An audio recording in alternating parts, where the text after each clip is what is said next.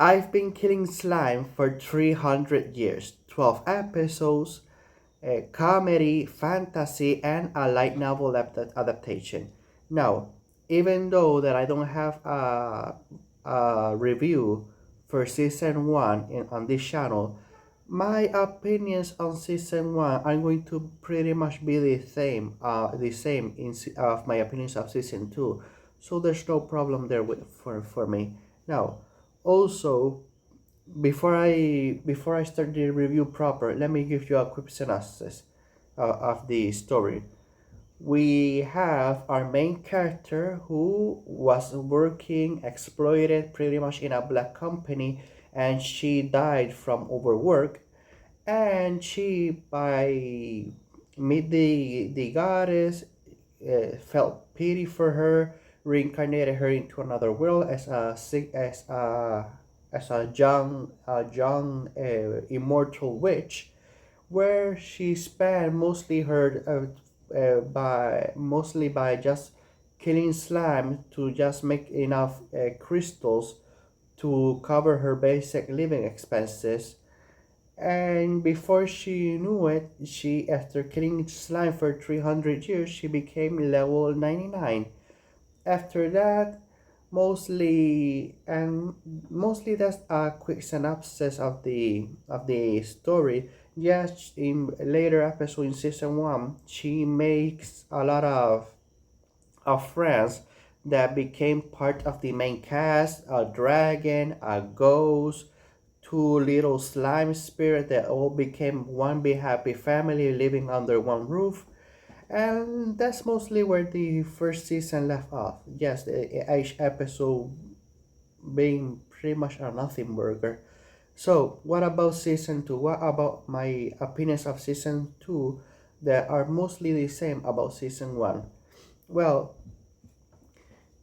season 1 and season 2 have a problem that they have just way too many characters. Not only do they have a big main cast that are part of the main cast that are always there, but we also have side characters, recurring characters that keep appearing every so of episodes, every so episodes. And honestly, I don't care about any of them. I none of them are my favorites. None of them are super interested that I go, oh, I want to see more of this specific character. She reached this specific character is so interesting. I want to see more of her. No, nothing like that. Honestly, I don't care about any of them. I didn't connect with any of them. None of them captured my interest. There was nothing. Maybe if the cast was smaller and we got to flesh out some of those characters more, maybe. But honestly, such a big cast and spending so little time with each of them was already a problem in season 1. But in season 2, where we introduce even more people and even add one extra person to the main cast, that is causes even more of a problem. Now, that's one of my problems with this anime. One of the other thing is that the like I said before, the story continues to be a nothing burger. It's just every episode something mundane or wacky, or just simply something, not something interesting. Just simply, for example, one episode they're doing a Yu-Gi-Oh parody. One episode they go to the beach where they meet as a jellyfish spirit. One episode they go to uh,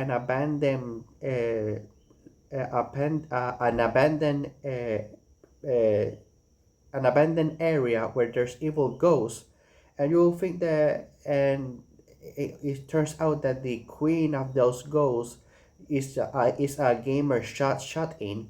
So simply not every episode just wasn't very interesting. Nothing memorable happened in any episode. It just was mundane stuff. In one episode, the girls going to school.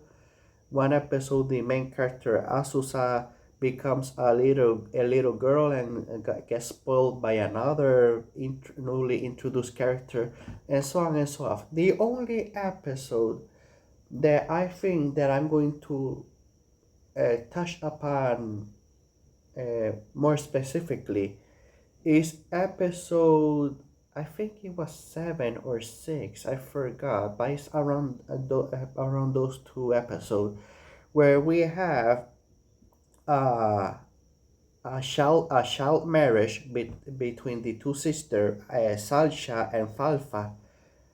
There's I for some reason I know the specific reason. Like I said, as Salsha and Falfa in that episode they get married, but not a typical wedding. It's most like a sister wedding where they promise to be best sisters and be in each other's life and continue to getting along in the future. Just that type of wedding, and I felt very uncomfortable through that entire episode. And after thinking about it, I know the reason why, because I have seen my in YouTube maybe those daddy daughter weddings, or those two children getting married in the backyard of somebody's house, and so on. So I thought for a second, and I was, why does this marriage between these two, well, typical marriage between these two, uh, doesn't sit so right with me? And I figured it out after a couple of minutes thinking about it. It's because it's just way it was taken way too seriously and way too professional. I mean, if you see those YouTube videos that I about the father daughter and the two children, it's mostly balloons, toilet paper and stuff like that for decoration, and maybe a little uh, a white T-shirt or a white dress for the little girl. But no, in this episode it was just full blown a chapel, beautiful tuxedo, beautiful wedding dresses and everything. People all reoccurring characters and side character gathering there to watch the wedding happen. It was just way too professional, and even the whole thing about mostly like saying the vows to one another, it just creeped me out how professional and how seriously this marriage was being handled.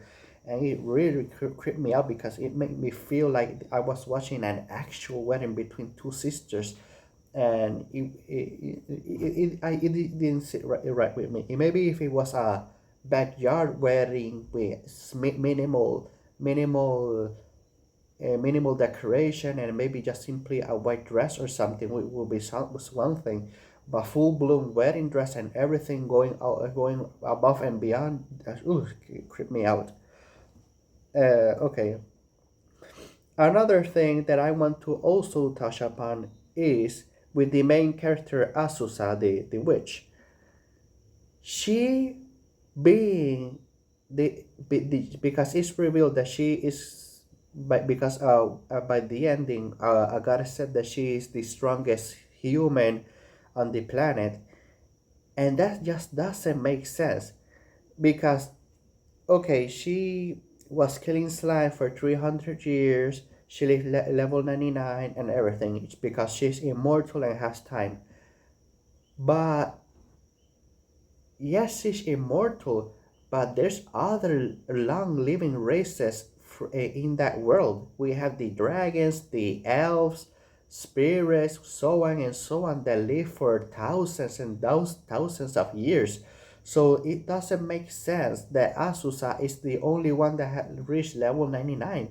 If you think about it for a moment, being the strongest and the only one to reach that level doesn't make sense, because there's other than her, there's other long living races. If she was the only one, uh, if she was a witch and the dragons and the elf didn't exist, and she was the only long living person or race in that world, then it would make sense she being the strongest and the only one reaching level 99. But with other races, it just doesn't make sense. The only one that reaches close to her level is the Demon King and the Beelzebub, because, like I said, those two people also being demons, long living races, then they also have reached very high levels. But it just doesn't make sense. And before I end this review, this video, one thing that I want to touch upon, is that in both season 1 and season 2, every single prominent character is a woman or a girl.